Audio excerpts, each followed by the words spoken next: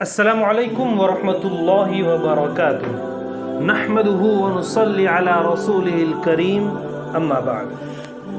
حضرت ابوبکر صدیق رضی اللہ تعالیٰ عنہ کے دور میں ایک شخص ملک شام سے سفر کرتا ہوا آیا اور آپ کی خدمت میں حاضر ہوا اور عرض کرنے لگا کہ آپ امیر بھی ہے یعنی مالدار بھی ہے اور امیر بھی ہے یعنی مسلمانوں کے سربراہ بھی ہے۔ پھر عرض کرنے لگا حضور میرے اوپر قرضہ چڑھ گیا ہے، میری مدد کریں۔ تو آپ اس کو اپنے گھر لے گئے۔ وہ شخص کہتا ہے کہ باہر سے دروازہ بہت ہی خوبصورت تھا لیکن گھر پر ایک چارپائی بھی نہ تھی، کھجور کی چھال کی چٹائیاں بچھی ہوئی تھی اور وہ بھی پھٹی ہوئی۔ وہ بندہ کہتا ہے سیدنا صدیق رضی اللہ تعالیٰ عنہ نے مجھے چٹائی پر بٹھا لیا اور مجھے کہنے لگے یار ایک عجیب بات نہ بتاؤ؟ میں نے کہا بتائیے۔ تو عرض کرنے لگے 3 دن سے میں نے ایک اناج کا دانہ بھی نہیں کھایا، کھجور پر گزارا کر لیتا ہوں، آج کل میرے حالات کچھ ٹھیک نہیں ہے۔ تو وہ شخص کہنے لگا حضرت میں اب پھر کیا کروں، میں تو بہت دور سے امید لگا کر آیا تھا۔ تو فرمانے لگے تو عثمان غنی رضی اللہ تعالیٰ عنہ کے پاس جا۔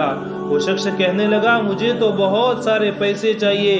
تو آپ نے فرمایا تیری سوچ وہاں ختم ہوتی ہے جہاں سے عثمان غنی کی سخاوت شروع ہوتی ہے، تو جا ان کے پاس۔ وہ شخص کہنے لگا آپ کا نام لے لوں کہ مجھے امیر المؤمنین نے بھیجا ہے؟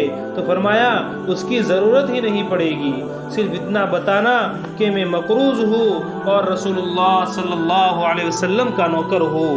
وہ شخص کہنے لگا کہ وہ دلیل حوالہ مانگیں گے۔ فرمایا عثمان سخاوت کرتے وقت دلیل حوالہ نہیں مانگتے۔ عثمان رضی اللہ تعالیٰ عنہ اللہ کی راہ میں دیتے ہوئے تفتیش نہیں کرتے اور سخاوت کرتے وقت ٹٹولنا عثمان کی عادت نہیں۔ وہ شخص کہتا ہے کہ میں چلا گیا، پوچھتا پوچھتا دروازے پر دستخط دی۔ وہ شخص کہتا ہے کہ میں چلا گیا، پوچھتا پوچھتا دروازے پر دستک دی۔ حضرت عثمان غنی رضی اللہ تعالیٰ عنہ کے اندر سے بولنے کی آواز آ رہی تھی، اپنے بچوں کو ڈانٹ رہے تھے کہ یار تم لوگ دودھ کے ساتھ شہد کیوں ملا کر پیتے ہو، خرچہ تھوڑا کم کرو، اتنا خرچہ بڑھا دیا ہے، دودھ میٹھا شہد بھی میٹھا، ایک چیز استعمال کر لو، تم کوئی بیمار تھوڑی ہو۔ وہ شخص کہتا ہے میں نے کہا ابو بکر تو بڑی باتیں بتا رہے تھے، یہاں تو دودھ اور شہد پر لڑائی ہو رہی ہے اور مجھے تو کئی ہزار دینار چاہیے، کیا یہ دے دے گا؟ وہ شخص کہتا ہے کہ میں ابھی یہ سوچ ہی رہا تھا کہ اندر سے دروازہ کھلنے کی آواز آئی۔ وہ باہر آئے اور میں نے کہا السلام علیکم ورحمۃ اللہ وبرکاتہ۔ انہوں نے سلام کا جواب دیا اور وہ سمجھ گئے کہ میں مسلمان ہوں اور مخاطب ہو کر کہنے لگے معاف کرنا، بچوں کو ذرا ایک بات سمجھانی تھی، آنے میں ذرا دیر ہو گئی۔ ان کا پہلا جملہ ان کے بڑے پن کا مظاہرہ کر رہا تھا۔ پھر دروازہ کھولا اور مجھے انہوں نے گھر میں بٹھایا اور میرے لیے جو پہلی چیز پیش کی وہ دودھ میں شہد ڈال کر دیا گیا اور پھر کھجور کا حلوہ پیش کیا گیا۔ وہ شخص کہتا ہے کہ میرے دل میں خیال آیا عجیب شخص ہے، گھر والوں کے ساتھ جھگڑا کر رہے تھے، ایک چیز استعمال کیا کرو، میرے لیے 3 چیزیں لے آئے، لیکن ابھی میرا تصور جمع نہیں تھا۔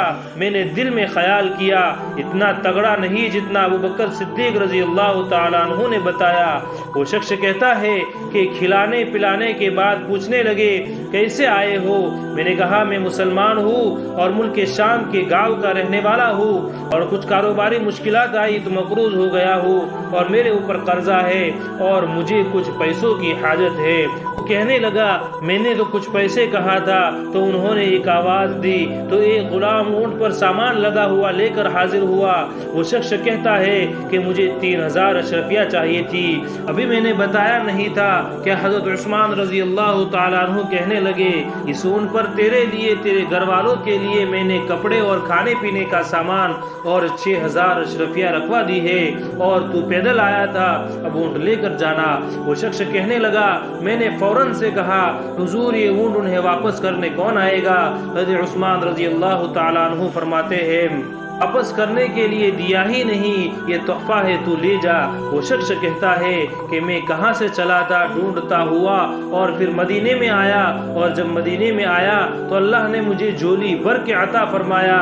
کہتا ہے میری آنکھوں میں آنسو آ گئے اور میں نے کہا حضور آپ نے تو مجھے میری ضرورت سے کہیں بڑھ کر نواز دیا، معاف کیجئے گا۔